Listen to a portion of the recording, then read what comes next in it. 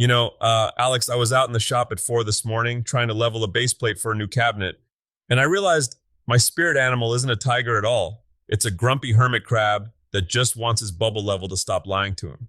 Only you could find a way to turn basic physics into a personal betrayal. Was the floor uneven, or are we blaming the tools today? The floor is fine. The concrete is solid. It's the universe, Alex. It's got a slight 3-degree tilt toward chaos whenever I pick up a wrench. But that's the life, right? Welcome to the TigerDen, everyone. We're diving into the deep end today. Everything from space-age plastic that won't catch fire to why your bank account thinks your woodworking business is actually just an expensive bonfire.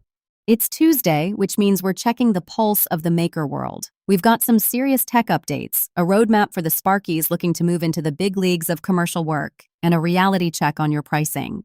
The pricing talk. That's the one that usually makes people want to hide under their welding table. But before we get to the money, let's talk about the gear.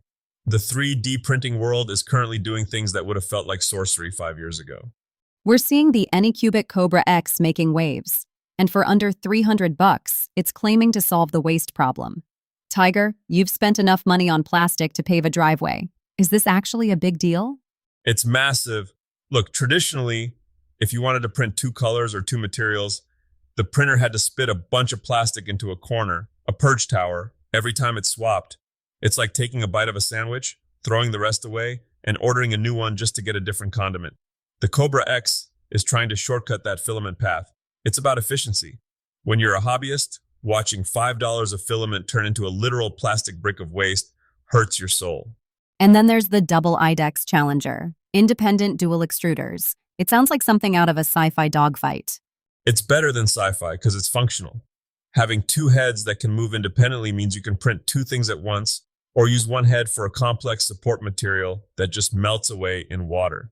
This new player is adding RFID recognition. The machine actually knows what you fed it.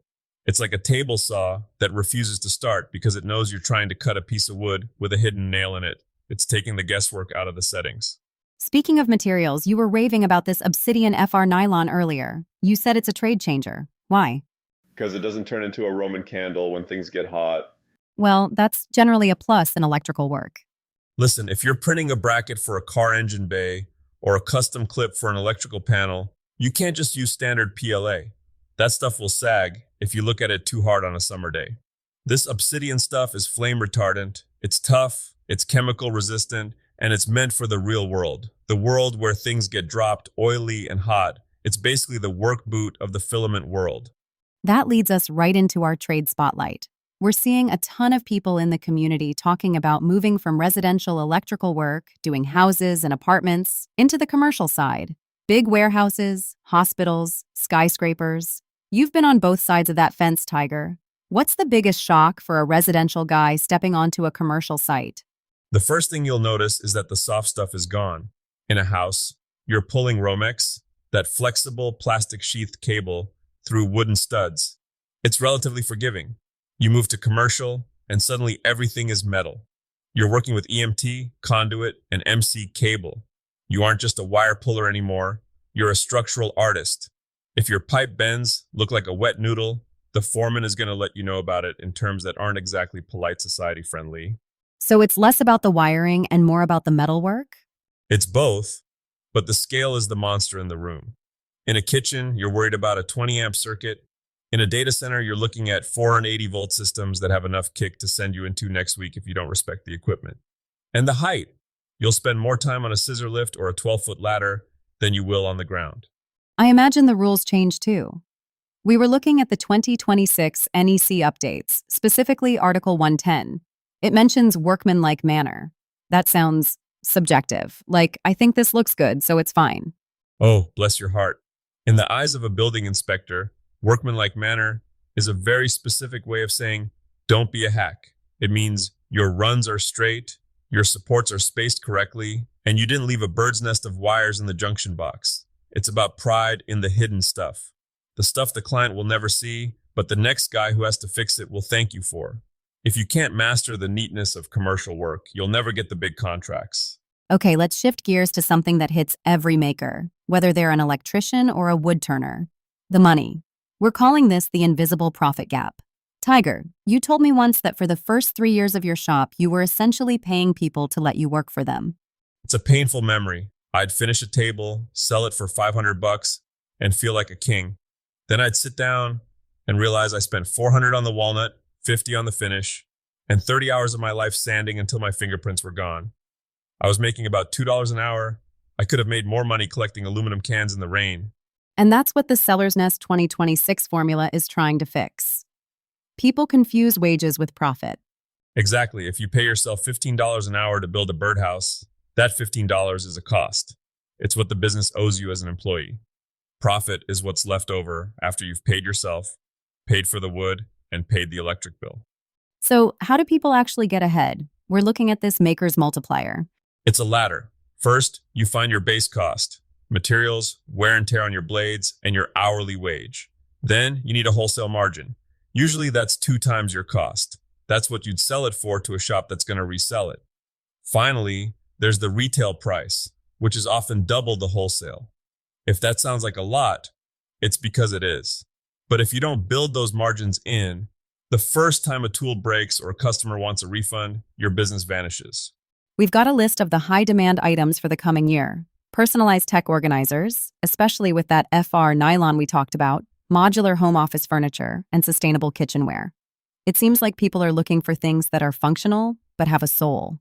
People are tired of disposable junk. They want the thing that was made by a person who cares about the grain direction or the way a drawer slides. But as a maker, you have to be cold-blooded about your math. You can't eat passion for dinner.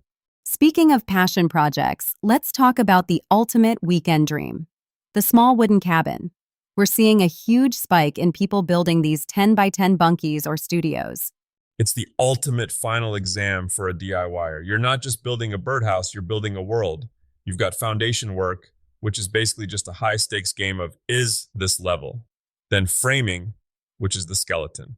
If the skeleton is crooked, the skin, the siding, will never look right. What's the one thing people always mess up on these small builds? The roof. Always the roof. People think they can just slap some shingles on and call it a day. But water is a patient enemy, Alex. It will find a way in. It'll sit there in the dark, rotting your headers while you're inside sleeping, thinking you're a master builder. You make it sound like a horror movie. It is. It's a slow motion disaster. My advice, start small. Build a shed that's over-engineered. Learn how to flash a window properly when it doesn't matter as much. By the time you get to the cabin, you'll have the muscle memory to do it right. Plus, adding a small finished structure to your property is like printing your own money in terms of home value. So, we've covered a lot. From the precision of new 3D printing tech to the grit of commercial electrical work and the cold hard math of the maker business. It all comes down to one thing, growth. You can't stay in the same spot. If you're a residential Sparky, maybe it's time to pick up a conduit bender and learn a new trick. If you're a hobbyist, maybe it's time to stop giving your work away for the price of the wood. And if you're looking for a project, maybe this is the weekend you finally dig the holes for those foundation posts. Just make sure they're level, Alex. For the love of all that is holy, check them twice. I'll check them 3 times just so you can sleep at night. That's all I ask. Thanks for hanging out in the den with us today, folks. Whether you're at the bench, on the job site, or just dreaming in the driveway, keep your tools sharp and your standards higher. Stay gritty, stay creative. We'll see you next time.